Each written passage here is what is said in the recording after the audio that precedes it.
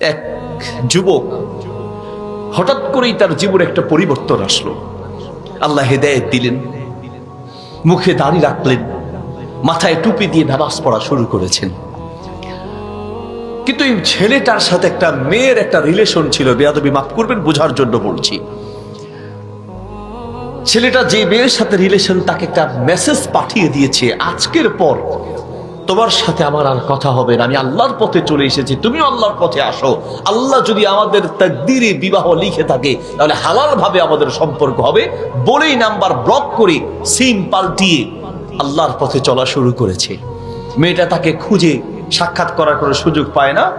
একদিন দেখছে এই যুবক অজু করছে একটা পুকুরে, মসজিদে নামাজ পড়তে যাবে, পুকুরে অজু করছে। পুকুরের ওই পারে মেয়েটার বাড়ি। মেয়েটা দেখেই দৌড়ে উঠে সিঁড়ির দিয়ে উঠে ছাদ থেকে যুবকটাকে ডাক দিয়ে বলছে, তুমি বুড়া বয়সের কাম জুয়ান কালে শুরু করছো কেন?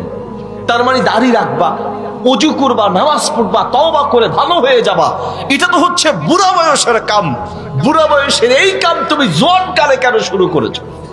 আমাদের অনেক তরুণ যুবক দেখবেন একটু দাড়ি রাখা শুরু করলে আশেপাশের যুবকরা মিলে তাকে তিরস্কার করে, অপমান করে।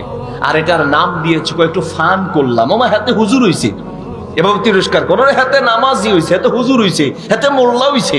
আল্লাহ মাফ করুন, এইভাবে তিরস্কার তুচ্ছ তাচ্ছিল্য করছেন। মনে রাখবেন, আপনার কোন তুচ্ছ তাচ্ছিল্য, তিরস্কার আর ফানের কারণে কোন তরুণ আর যুবক যদি ইসলাম থেকে দূরে সরে যায়, আল্লাহর গজবে পড়তে হবে, ঠিক কিনা?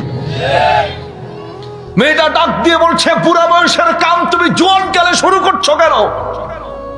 যুবক সেদিকে না তাকিয়ে অজু শেষ করে পিছন দিকে ফিরে নামাজ মসজিদের দিকে যাচ্ছে আর চিৎকার করে বলছে, আমি বুড়া বয়সের কাম জোয়ান কালে শুরু করেছি, কারণ আমি আমার জীবনে বুড়া বয়স পাবো এমন কোনো গ্যারান্টি আমার জীবনে নাই, এই জন্য আমি জোয়ান কালে শুরু করেছি। আল্লাহু আকবার।